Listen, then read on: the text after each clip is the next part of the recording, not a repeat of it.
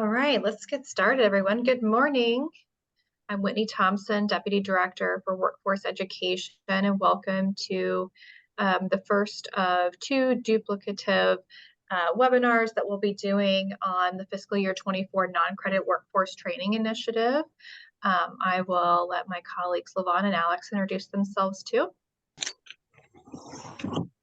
Good morning, LaVon Nelson, Senior Director for Workforce Education. I work with many of you, and some of you I've worked with over the years. I'm excited about this opportunity to provide non-credit funding and to expand the work that you do across your communities. So I think this is a great step forward. Okay, and I'm Alex Weidenhammer. I'm the Director for Workforce, should be training there. And I'm very excited about this new opportunity for all the colleges out there. Awesome. Thank you, LaVon and Alex. All right, next slide here. So first and foremost, if you could, please put in the chat your name and organization and email address. We'll continue to sort of identify the non-credit folks and continue to build our listserv so that you guys all can get relevant information. And we just want to see who's here with us today. The PowerPoint and the recording will be made available to you all. So that's usually the first question asked, so already answered. And then feel free to ask questions throughout the presentation. We'll take a couple of breaks for questions since we are recording this, and it just may make more sense for the flow of today's meeting. But this is really about answering your questions. That's what we're here for today. All right, next slide. So just to kind of kick this off, a total of $5 million has been appropriated from the General Revenue Fund to the Community College Board to administer grants and funding that support non-credit training and business solution initiatives. For that, we've carved out $4.8 million for this particular grant initiative. The other $200,000 you'll hear us talk about the Behind Every Employer campaign a little bit later, but that funding is dedicated to that. We're very excited, as LaVon said, for this funding to be made available to colleges. It's been a long time since there's been dedicated funding to the non-credit side of your institutions. And so we're very excited about that, particularly because we know the power of the non-credit side. You know, in addition to that, I think I just want to make you all aware, you know, we're excited and we're hopeful for additional funding as we move into fiscal years down the road, but the value of non-credit has not been forgotten. Not only was this particular initiative created, but as many of you are familiar with the PATH program, the Pipeline for the Advancement of the Healthcare Workforce, supporting non-credit healthcare programs is an allowable activity under that grant. And also as we think about the innovative and bridge transition grants, right, could support some of the non-credit training as it's aligned to the grant. So we continue to see funding opportunities that open the door for non-credit participation. And so I think you'll continue to see that trend. So $4.8 million, that's $100,000 per community college. That's the maximum amount for this year. We obviously are hopeful for additional funds as we move into fiscal years down the road. The grant period is April 1st to March 31st. We do sort of apologize for the delay in getting this out, but as you may be aware, we've had a number of new funding opportunities. Very exciting. The community colleges are at the forefront of the governor's office in terms of their thinking. So they know that community colleges are the #1 and largest workforce provider in the state, touching, you know, over or close to 10,000 unique employers. And so we're just very excited to continue to roll these funds out to you all to see the outcomes that will culminate. This is a non-competitive funding opportunity. However, you must submit an application to receive funding by the deadline. And obviously internal collaboration is highly encouraged. And we'll talk about some of those collaborations when we talk about the non-credit to credit transition required activity that's just a part of this, as well as collaborations as we think about the implementation of career pathways, so partnering with adult education, partnering with your local workforce areas, etc. All right, next slide, please. Target entities for this. So first and foremost, employers. This is really about meeting the needs of employers. And we know that non-credit is nimble, it's responsive, and it meets employers' needs. This is really about building capacity, engaging new employers as well, and that'll be one of the grant metrics. And that's, often the critique of college programming, right? Is that they've got to wait till August or January to start, and it's 2 years down the road. And so we know that non-credit is flexible and nimble and can be responsive to employers. In terms of students or individuals that will be served, 18 years or older, and obviously as a subgroup of that, incumbent workers are a specific focus for this grant as well. So thinking about reskilling, improving skills of those already employed as you work with employers and they identify those skill needs, but also just as nimble and flexible non-credit is for employers, we know that individuals interested in being trained and getting employed can come through the non-credit door. And so one of the goals, and I'll get to that here in a second, of this grant is to increase the affordability and accessibility of non-credit offerings for individuals. So we want to continue to do that. All right, next. Thank you, Alex. Next. So Alex and Levon are going to walk through all of the activities and requirements, but I do just kind of want to preface the key objectives for this grant, which is to, again, expand the training offerings that you have. So not only expand ones that you currently have, but develop new ones, working with additional employers, working in additional sectors as it makes sense. So this grant is very flexible with what the needs are in your area. We don't have a priority sector. We don't have priority employers or anything like that. We do want to encourage working with small and medium-sized businesses as a part of this. Many of you, all of you do, but that is a specific cutout for that. So yeah, it's really about the training. And of course, we did identify in the NOFO various activities that weren't allowed, which were English language acquisition, adult education, right? Those are covered under other grant programs, youth programs, those types of things. So in addition to training, another objective is to continue offering or building up your business solutions to employers. And there's a list of examples there. We know that you all work with employers and provide a number of needed services outside of the actual hard training. And so those are all allowable things as well. And again, as I mentioned earlier, it's to increase affordability for non-credit training to students. We want to get people in the door, trained, and employed. And so you'll see the grant outcomes really tied to that particular objective as well. Okay, so that pretty much covers it in terms of sort of the purpose of this particular grant, the objectives. We want to build, we want to expand, we want to continue to support the non-credit feature that community colleges offer. And so we know its value and we want to make sure that it's stated as such. So, all right, Alex, I think I'm turning it over to you. All right, thank you, Whitney. Okay, so we have a set of required activities that all grantees must fulfill during the course of this grant. The very first one is to offer, obviously, non-credit training. Colleges are required to utilize their grant funds for this non-credit training, and it shouldn't supplant any current offerings. The funding should be utilized for new training and expand those current offerings. The training can include customized training for incumbent workers or training for new entrants to the workforce that culminates in those industry recognized credentials. Training must be for also an in-demand or emerging field. Number two, also to articulate non-credit to credit transitions. So this is one of the focuses here of the non-credit grant. Colleges have to at least identify one non-credit offering to map a pathway or process for students to transition from those non-credit offerings to the credit side of the house without duplicating courses or competencies.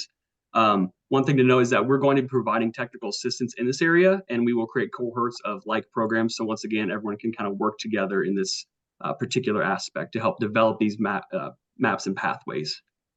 So, Whitney, might want to say just a bit more on this one, because we're talking about mapping. My understanding is, and just for clarity, this doesn't mean that you're putting a full-blown program into place in 1 year. This is a mapping process, That's laying right. it out. Yep. So what we're saying is any sort of program that you would have something on the credit side that you are supporting, building, expanding as a part of this grant, we are recognizing that while the non-credit side has value, that there are bifurcations in the system that do affect students and the ways in which they are served and the ways in which they can get trained and move throughout their career path. So this is really about what you build. And so I have to identify one pathway, one program that we're going to be creating some non-credit to credit transitions for that can be helpful for other colleges across the state as we do this. So this is something that we want to prioritize as we think about the movement of students and the ways in which they interface and have experiences at the college. And so it's not just the curriculum, we'll be also talking about sort of, right, the doors into the college and what kind of support services they receive. And so we'll be talking about a number of things, but there really won't be a large expectation for your work plan to really map out any of this because we're going to be guiding this process. We're building cohorts of like programs that can work on this together. We've done this with other grants too, but yeah. So Jill, I see your hand up. Just want to make sure that like the previous required activity was offer something new, expand what you have, like don't supplant what you're already doing. For required activity number 2, we can map a program that we already have, right? So it doesn't have to be a new program that we're mapping. It could be an existing program that we're mapping. Okay. Yep. Thanks. Good question, Jill. Yes, that is correct. All right, thank you. Any other questions while we're on that one? Just so I think that's an important one. So, but there will be more work around this and we will be keeping you posted. So thanks, Alex. All right, thank you. Okay, and then for the third activity is to participate in the statewide Behind Every Employer campaign. So to promote further the investment into non-credit and the impact on Illinois employers, the ICCB is participating in the Behind Every Employer campaign. This is a system-level marketing and outreach campaign, which is specifically designed to help employers connect with educational providers to help fulfill their workforce needs. We're going to have some more information on Behind Every Employer here, I believe on the next slide here, right? Yep. So this is led by an advisory committee between COABE, the Coalition of Adult Basic Education, and Skills USA. So like I said, it's going to strategically connect companies with all of you educational providers to provide solutions for workforce talent, both today and into the future. The campaign website has a locator map that's going to allow employers to search for local educators near them to connect, to find those solutions and provide, like I said, solutions to those workforce challenges. Colleges will be required to participate in professional development throughout the life of the grant regarding the campaign and provide general information to the ICCB in order to update the campaign webpage. And then there is a link to the webpage if you're looking for more additional information. And I think Whitney, Levon, did you have any additional information to add here on this slide? Yeah. Yeah. I just wanted to say, so think of this as for example, leads would come in, an employer would see this and they could, this is all in process right now, but they would be connected with a non-credit entity, one of the colleges, and it would help you to have another form of contact for employers. that would be then referred to you, and then you would follow up with contacts. So it's an additional tool for you to help in employer identification and identify their needs. And then when we see, that's at the national level, when you see Coalition on Adult Basic Ed, this isn't adult ed, it's a collaboration between COABE and Skills USA. Mhm. So there's a whole component that we're doing that will be focused on non-credit, all of you, and employer connections. So I just wanted you to know it's really a lead generation that we're looking at in the big picture. Yeah, it's also a way Yeah. that we are, we learned about the success. We did the Your Path, Your Future. Many of you maybe have been involved in that for adult education, where we did this statewide campaign. It was really about outreach to individuals. This one is similar, although it's outreach to employers. And so we will be engaging with industry associations. This is not to supplant the marketing and outreach that you all do. This is a way for us as a system to show the success of this grant and to elevate the community college system as a workforce provider, particularly focusing on the non-credit aspects and offerings and programs that you all offer. So it's a statewide marketing campaign. That would maybe be a good way to, but it's a little more interactive in that. So we're very excited to be able to support that and engage you all as partners in that. So there'll be a number of webinars as well that may be helpful to some of you, particularly if you are newer on the job and or if have staff that are newer, in terms of just best practices to engaging employers. And so we're really excited to utilize this and potentially utilize it to bring additional employers to Illinois, showcasing what Illinois community colleges can do. So anyways, more information to come. We're still at the very preliminary phases of working with our partners on this. Okay, thank you.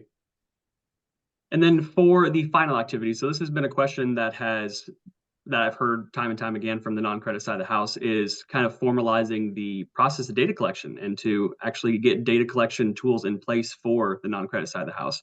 So that's one of the focus required activities that we have for the non-credit grant.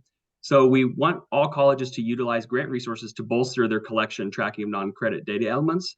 So this includes upgrading your systems, upgrading staff capacity to take into account the data collection workload in that aspect. One thing to note, the ICCB is going to be working with colleges over the grant period to identify those data elements that will be added to the N1 collection. And then also, just a note here, there's a plethora of allowable activities with this grant. And if you're looking for any additional ideas for your project as you're working on your applications, more examples can be found on pages 5 and 6 of the NOFO. And then we've went ahead and provided a link directly to that here on the PowerPoint. And Alex, on this point, we will be working with you, and probably one of our first learning communities is going to be around our quarterly reports and data collection so that you get off to the right start. So we will be providing more information. Quarterly reports will have the required elements already in them. And then, as you know, there are many options that you have in addition that you may be doing specifically that you want to capture data on. So we'll be working with you on all of that. I just want you to know that this is, in process, and around the time of your grant submittals, we'll be doing a webinar with you on the quarterly report and data collection. Yes. And then I saw Whitney's comment about Kendra's question. Kendra, I understand what you mean. There are many departments that do non-credit. There's the community professional development. For the most part, when it comes to identifying the non-credit entity for the employer, most likely that would be the entity, the department, the individual that is doing the employer outreach, the employer contacts, what we used to think of as corporate training, business and industry training, type of thing. So it is going to require, I'm going to come back to Whitney's point. It is going to require, however, that non-credit is going to have to collaborate and talk the different units to be able to be successful in this. Because even though corporate, let's say, example, corporate training gets a request, it really may fall to the professional development or something like that. So you're going to have to be in contact with each other. And that is where it's critical for that internal collaboration. Another example of internal collaboration. But we will also be doing, talking around about that too. Kendra, did that answer your question? Yes, that did. Thank you so much. Okay, thank you, Levon. Uh-huh. All right, now we're going to move on to the overall grant goals and then the outcomes. So with the non-credit grant, though there is a lot of flexibility, we do have a set level of outcomes for, as you can see here, for participant level outcomes, and then for also programmatic outcomes. For participant level, so this would be the overall number of non-credit students that are to be trained over the life of the grant. Also the percentage of non-credit student completers employed 2 quarters after the completion. For programmatic, we're looking at the number of employers to be served, the number of non-credit training programs offered, and then also the number of new services programs provided to employers. Additionally, so like Levon mentioned earlier, there will be more information that's going to be collected on a quarterly or annual basis. So some of this information includes employer names. So we want to identify employer is minority or women-owned businesses. Also, the industry sector by employer is going to need to be provided. Services provided to the employers by the program. So just a general description of how the program is serving the employer. Any training program names, also certificates or credentials completed by the students during the course of the grant. And then also just an overview of student demographics as well. And let me, hey, go back to that I'll for go a back minute, here. would you Yeah, please? go ahead.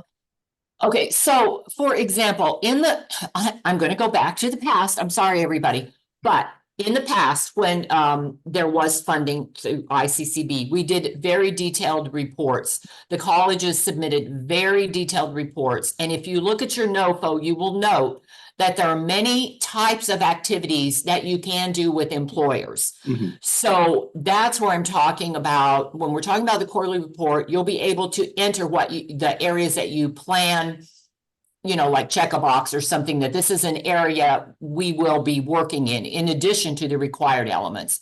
So just understand that the whole point of the data collection is to, one, to know what's going on and provide a baseline, but as Whitney just indicated in the chat, but also to make the case, as was indicated earlier, for continued funding and the importance of community colleges and particularly non-credit in workforce. So it's critical that we collect this information and we will use it. In the past, we were able to use this information in our economic impact studies, and it made a huge difference in the information that was being able to be included into the economic impact study that ICCB does about every 5 years. So we're hoping that the next time it rolls around, we will have some really strong data to be able to put into that report, make the case, share with the governor, etc. So I just want to point out that I just wanted to reemphasize that. Sorry. Okay, thank you. Okay, so now we're going to move on to the grant deliverables. So you have to carry out the deliverables of the proposed scope of work as aligned with the objectives of the opportunity. Grantees will be required to carry out and participate in all the required activities. We will be having quarterly operational meetings as scheduled throughout the year. And you'll have to also participate in other meetings as requested. Also, you have to submit 1 success story for an employer and 1 success story for a student by May 30th of 2025. For the programmatic and fiscal reports that are going to need to be submitted on a quarterly basis per the schedule to the right side here of the slide, those will be sent to me at my email, which is designated there. Reporting templates and other instructions, like Levon mentioned, we're going to be following up here as it comes closer to the start of the grant with the reporting templates and other instructions for all the recipients. And then also reporting and data collection will be addressed in these future meetings as well. And then with that, I will go ahead and I will pass it over to Levon. You can go ahead. Move ahead. Sure. So as everyone is working on their applications, remember to include all parts of the application package in your submission and complete them and have them submitted by March 8th, 11:59. And you must use the templates that are provided, and there are links to those templates in the NOFO. And this is, so you will be using, just for clarity down below, there is a GATA exempt grant application. There's a project overview template, an application narrative, and a uniform budget. And you have links to all of those. You'll submit your applications to Alex. And one application per institution, once again, emphasizing that internal collaboration. And the reason we're emphasizing that is because we know all non-credit is not necessarily under one umbrella. So that's why you may have to go outside your unit. So we're just re-emphasizing that. Once again, this is not competitive. So if you have questions about a form or something like that, you can certainly contact us. And it's not an issue with us answering your questions. If we do see we're getting repeat, we will put out an FAQ and let you know that you can go to that. We have very few questions, frankly, at this point. So as you have questions on those, you know, reach out. Next slide, Alex, please. So you can see an example here. You have to complete each section of the applicant information. And if it's not applicable, please put NA. So we know that you just didn't miss a question. And you'll see the link to the template once again is in this PowerPoint. The project overview is allows us to do a quick look and a quick review of your summary from the in a big picture way, and also to look at your grant outcomes. So, you know, be as succinct as you can, but make sure that from that one page, we understand how you're doing your projects, and we can, you know, take a quick look at that.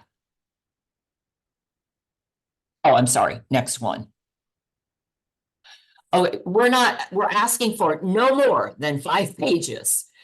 Please use charts and graphs as much as possible. But they do count as part of the page limitation. Once again, we pretty much are standard with the double space 12-point font. And please include all your necessary narrative sections. That gives us a complete picture. If you don't, you know, we would have to reach back out to you. It will slow the process down, but we don't really want to have to do that. And it is a very easy, it's a very easy application. So we think that there shouldn't be any problem missing any necessary sections. You must submit the budget and use the correct form. We provide the link there. No cost sharing or matching is required. And I am having trouble here seeing all my text because I am there we go. Okay. I had people covering it, pictures. So you should submit your budgets based on your total estimated cost for the project, which most of you work with grants all the time anyway, and you do understand that. So once again, you have questions about the budget, feel free to reach out, but I'm pretty sure most of you or someone in your unit has already filled out the uniform grant budget template. So I think you'll be good to go there. Next slide. So let's talk a little bit about the narrative sections. So one, your statement of need. So you know, as with a standard grant, you're going to provide the justification for the selection of your programs to be supported. What's your industry focus? Labor market information, et cetera. Data collection.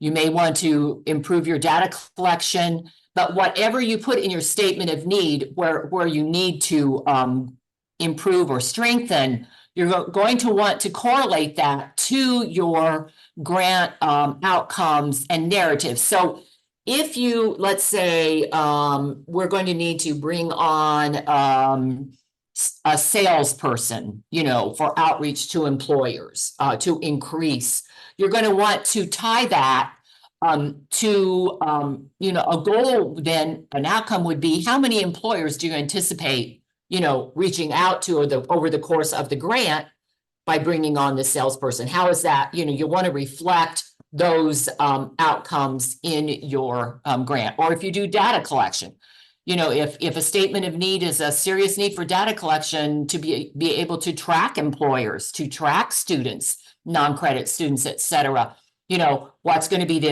how is that going to show up in your goals, in your outcomes? Your work plan, you're going to describe your activities and a timeline. Timelines are so important.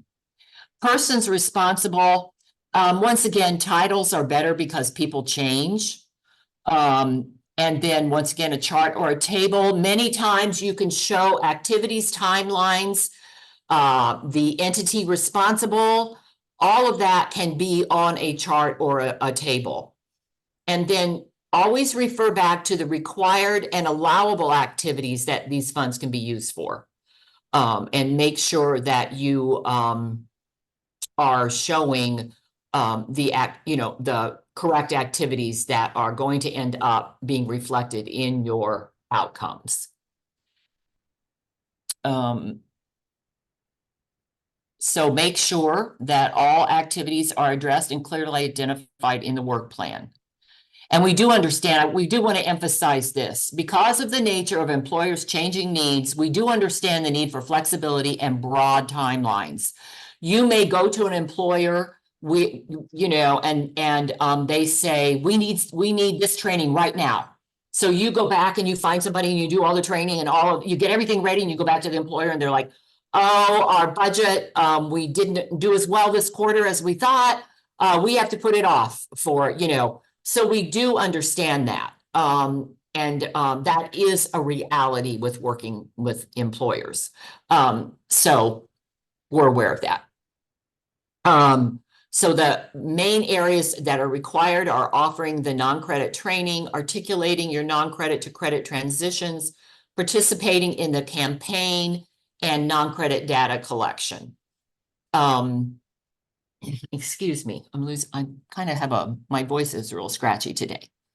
And then where you are bringing in other partners, please include a brief description. And then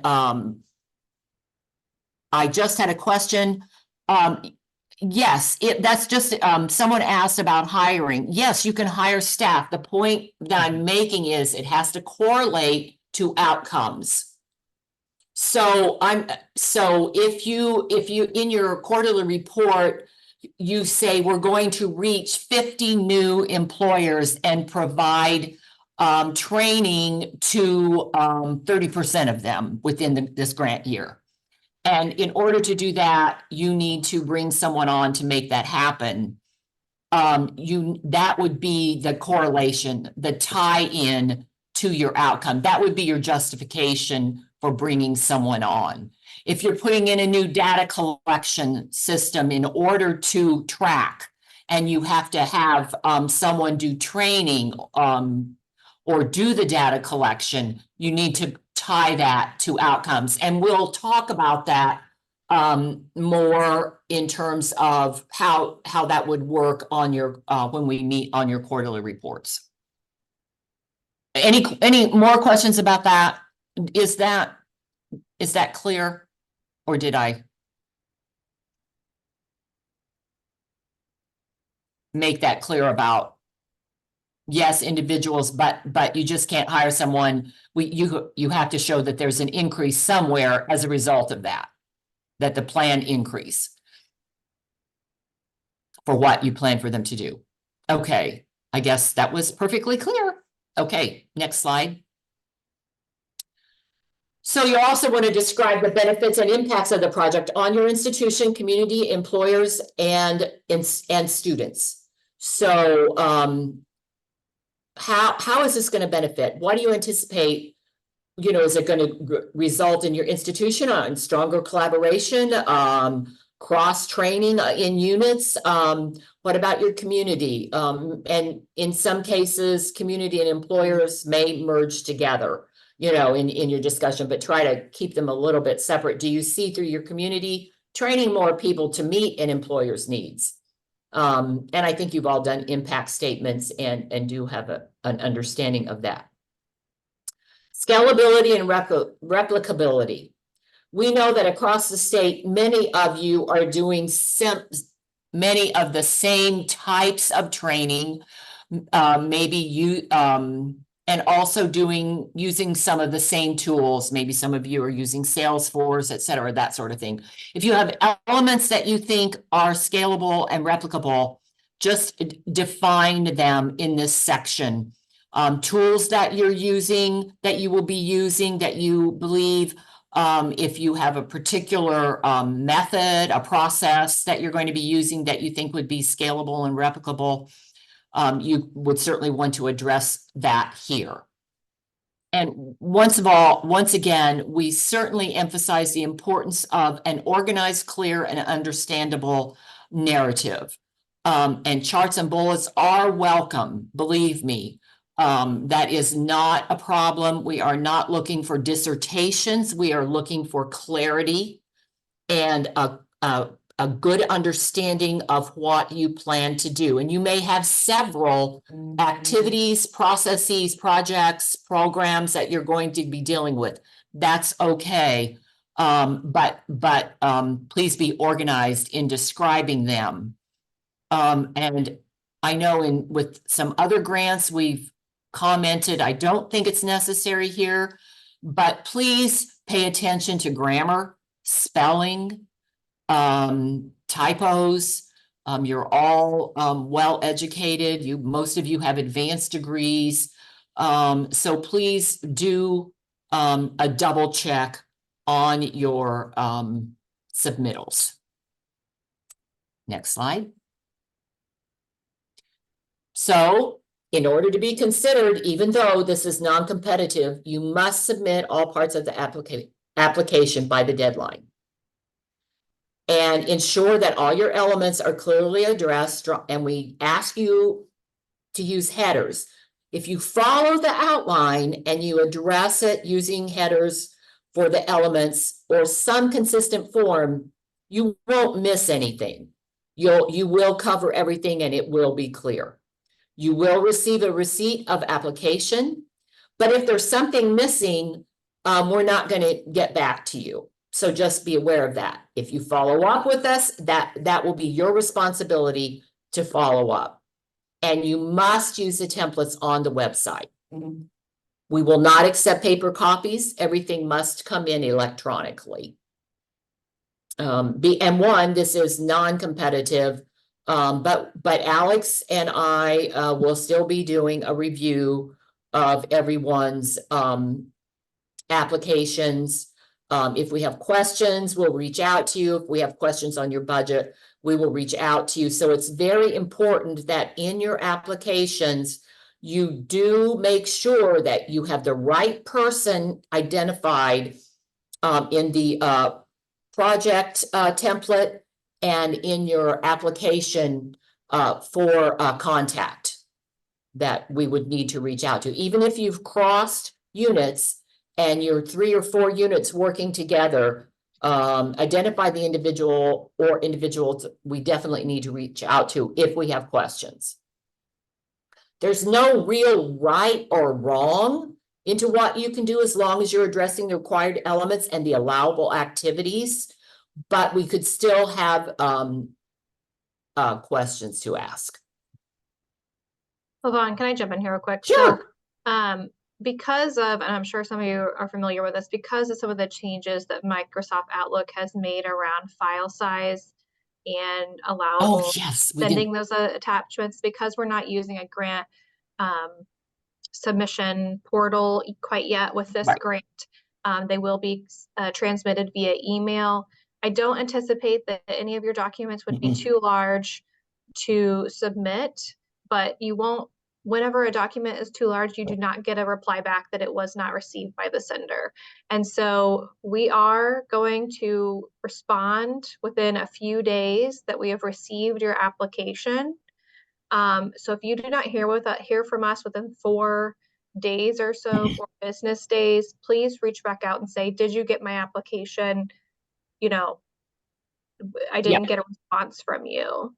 And since, go ahead, sorry. Because if we don't receive an application from your college, we're going to assume that you are not Right. interested in this funding, and we Right. can reallocate those dollars. So Right. that is an option. If your college is Right. not interested in the work that it takes for this $100,000, we get that. Fine, we'll reallocate the dollars. So we just need you to submit. If you don't receive a response within 4 business days, reach back out to us. Again, give us those few days to work through those. But yeah, we've had a couple of issues in the past with file size being too large and not receiving documents. So thank you. Right. Yes, and on that note, Alex will be, remember, you're sending them to Alex. Alex will be the one to send you the receipt. So look for an email. So for consistency, you don't have to look all over for, it could come from 5 different people. It will be coming from Alex. And you will look for a receipt from him. And if you are concerned about whether it was received or not, please reach out to Alex, because they will be coming to him for clarity. So, you know, because if you reach out to Whitney or me, we're gonna have to go to Alex and say, Alex, did you get this? So, correct, Whitney? So, anyway, okay, thank you. Next, please.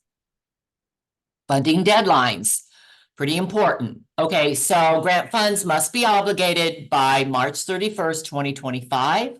Any goods or products must be ordered by March 31st, 2025 to be received by May 31st, 2025.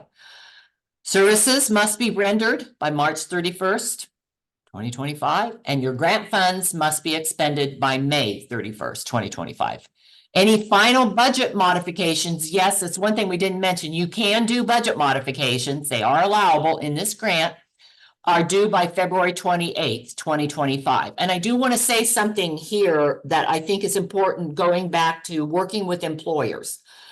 If you have, let's say a large part of your, you have an employer that's coming into your community, for example, or you know an employer that's expanding, or an employer that has reached out to you and wants to do a big project with you, and you're really going to be using this grant to make that happen, and something, that employer comes back and says, hey, we're not even coming to Illinois anymore. I mean, something like that. I'm just making this up, but it does happen.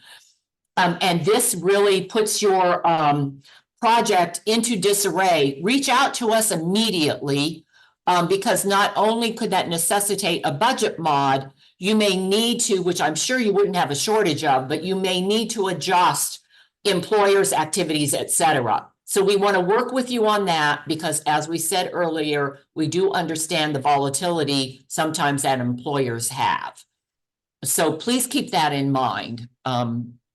We don't expect, that you'll, but as, you never know. So just be ready and know that we can work with you on that. So next slide.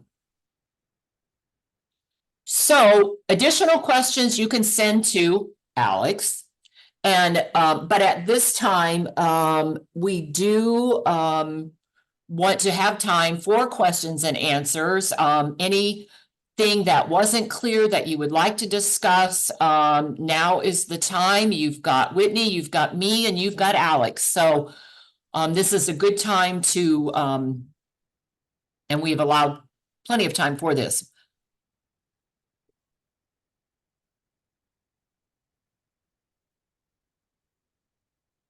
I hear crickets. This is also a good time if you feel Mhm. comfortable asking, you Yep. know, of your colleagues what they posted. Yes, You have questions for your colleagues, you know, Right. many of them are online right now, and we can cut the recording if that makes you more comfortable. We can cut the recording at this conversation time Right. and just add any relevant questions in the FAQ. Suzanne, the only reason we would cut less than 100,000 is if you ask